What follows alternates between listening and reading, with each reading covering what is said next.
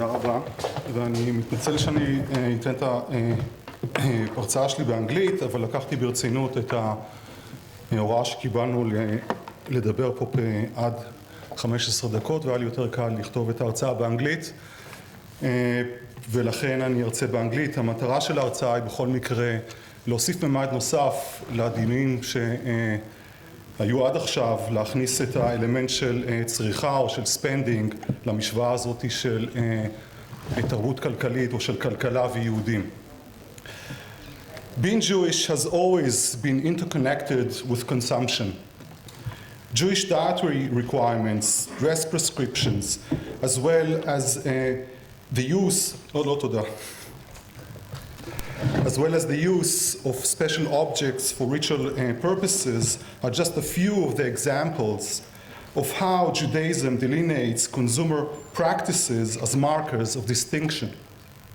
Keeping a Jewish way of life is thus not merely a matter of religious confession or a form of ethnic affiliation.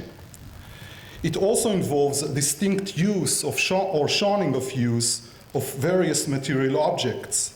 Such practices require an apt infrastructure and commonly involve additional expenses for those individuals who wish to live according to Jewish tradition.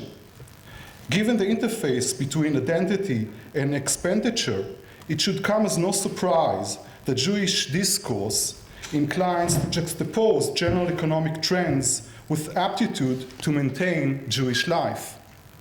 Especially in periods of economic crisis, serious doubts were raised as to whether individual Jews, as well as communal institutions, would be able to endure and Jewish identity survive the upheavals of the times. This was definitely the case in America during the Great Depression, as well as in Europe between the two world wars. Thus, if during the period before the Great War, for example, the notion of the declining German Jewry was fiercely debated, by the mid-1920s, views of the dissolving Jewish middle classes became prevalent, making the war and its economic ramification to a Jewish catastrophe. In the German Jewish press of the period, it was bluntly stated, "No other people have suffered from the war and its consequences more than the Jews." In particular, the inflation was considered to be an exceptionally hard blow on Jewish livelihood with its concentration in commerce and the free professions. But there is more to be said here. In modern times, when observing Jewish tradition has increasingly become a matter of personal choice, growing numbers of Jews appear to fail to see the economic rationale or even the attraction of living a full Jewish way of life. The Jewish communities was thus called to take action to uphold a Jewish sense of belonging. This involved the creation of a varied networks of Jewish societies for welfare organization, educational establishment, to clubs and recreation activities, aiming, amongst other things, to re-engage those Jews living without involvement in organized Jewish life. Economic cost and the question of affordability played and is still playing a crucial role in this endeavor. Yet, while economic capacity alone by no means present an obstacle for leading a Jewish life, one cannot overestimate the significance of the cost of Jewish living for both Jewish communities as well as for individual Jews seeking to sustain and practice their Jewishness. Even for basic Jewish requirements, such as observing dietary laws, Jewish families have always been expected to pay a premium in order to purchase kosher food. According to a 2002 survey, for example, American Jewish families required $25,000 to $35,000 a year of discretionary income to be able to practice or participate in Jewish way of life, such as membership in synagogue and Jewish centers, sending their children to Jewish schools, different kinds of donation, as well as trip to Israel and eating Jewish or kosher food. Such capital is frequently even beyond the reach of Jewish upper-class Jewish families. No wonder that so many families in America, as elsewhere, find it difficult to afford to live Jewishly today. Community leaders are concerned that the high cost of Jewish living might accelerate the checkout rates among Jews, turning organized Jewish life to a status symbol of the privileged few. But why has Jewish life become so expensive? Pondering this question, sociologist Barry Kosmin suggests that the problem is more than just economic. According to him, it reflects a deep-seated cultural and value change in Jewish society, which he delineates with the term embourgeoisement. Kosmin notes that many things that are perceived today as being Jewish, such as lavish synagogues and community centers, ostentatious bar and bat mitzvah celebrations, etc., are in fact manifestations of materialistic behavior and have thus no intrinsic affiliation to Judaism. Presupposing a negative correlation between material comfort and Jewish living, Kosmin propounds that although in earlier periods Jews were much poorer, they lived a full Jewish life. Now, neither the notion that the cost of a Jewish way of life is excessive, nor the critique of the alleged conspicuous Jewish consumption originate in the late 20th century, nor are they restricted to the Jews living in the consumerist societies of the West. At the beginning of the last century, the Zionist sociologist Arthur Rupin observed that unlike their fellow Christian Europeans, Jews never seemed to be satisfied with the best that money could buy.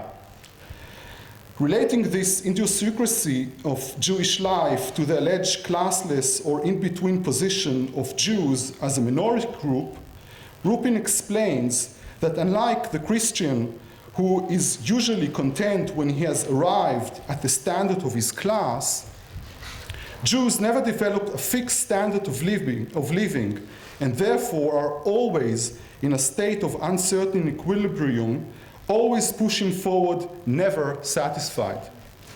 Based on a similar reading of the Jewish experience, author Elza Cornell, in a book on the modern Jewess from 1913, underscores Jewish emphasis on domesticity, which is commonly perceived as a quintessential women's realm. Cornell claimed that since Jews were inclined to conceive the outside world as a dangerous domain, where mainly men make money, the Jewish home is perceived as a sanctuary in which one can simply be a human being without having to fear exclusion or a struggle for recognition. This is also why, according to Cornell, Jews place more value on their interior design than non-Jews, making the aesthetics of their homes a signifier of Jewishness. Moreover, she even suggests that Jews were purchasing differently from non-Jews, reflecting the different values and culture between the groups.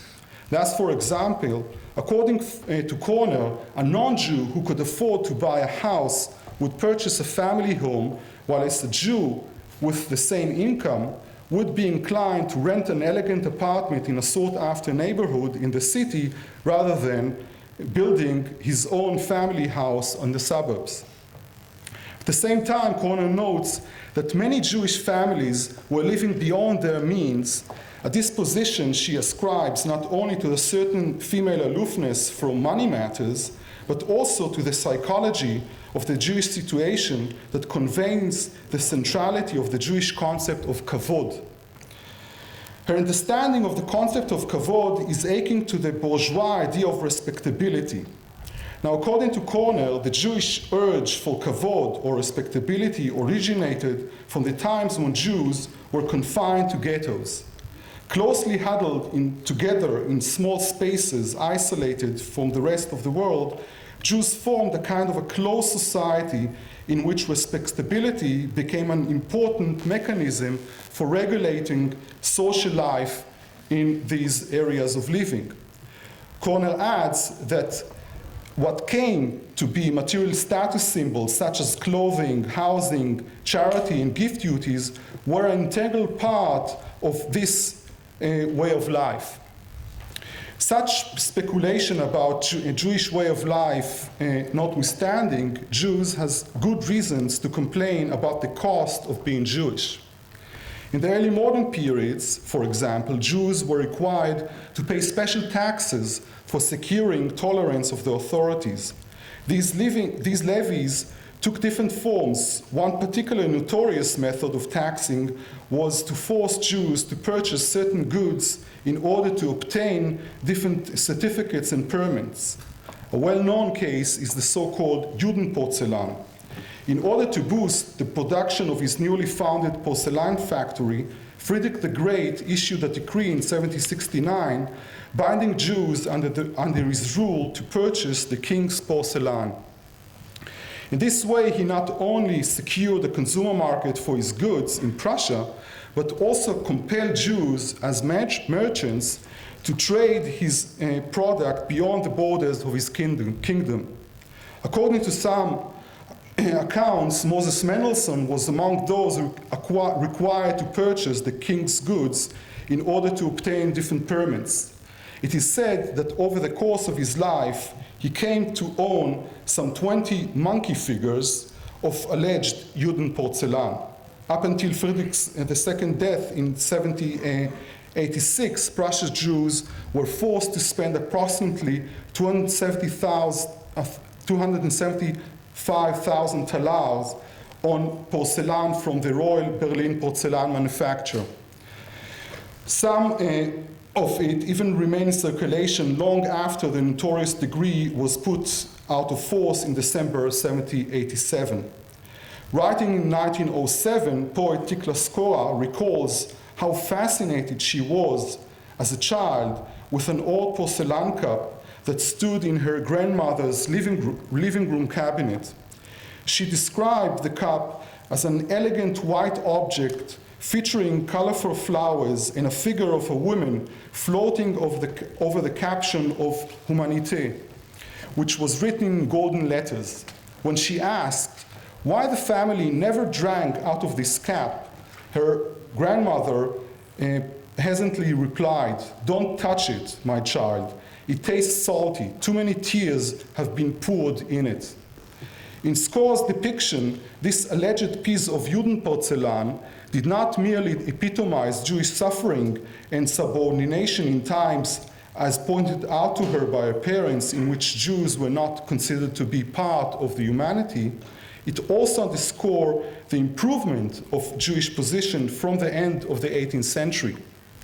Living in Germany in 1935, Hannah Salomon Janowitzki, the daughter of sociologist Albert Salomon, reports that the coffee set her family used in their New York residence was also dubbed Judenporzellan.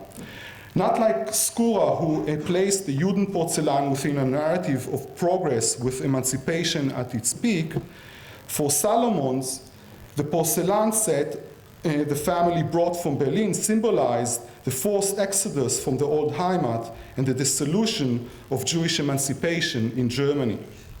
It is nevertheless doubtful whether the Salomons coffee set, or for that matter, most of the porcelain dubbed as at the beginning of the last century as Judenporzellan, were indeed originals.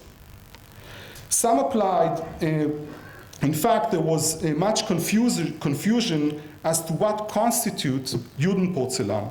Some applied this term to designate any kind of low-quality porcelain, whilst others believed that Judenporzellan were porcelain objects principally designed for Jews, some of which even featured Jewish motifs. Notwithstanding the varied understanding of the term, it appears that by the beginning of the 20th century, Judenporzellan became a desirable object, the ownership of which almost a status symbol, indicating belonging to a selected circle of Jewish families from the old Berlin. This inversion of meaning also explained the debates regarding the meaning and authenticity of the Judenporzellan. For our purposes, however, it is interesting to call attention to the linkage suggested in this discourse between goods and identity. Engaging with such a question raised two major sets of interrelated challenges. The first dwells on the fundamental issue of how to determine the nature of the relationship between people and their things.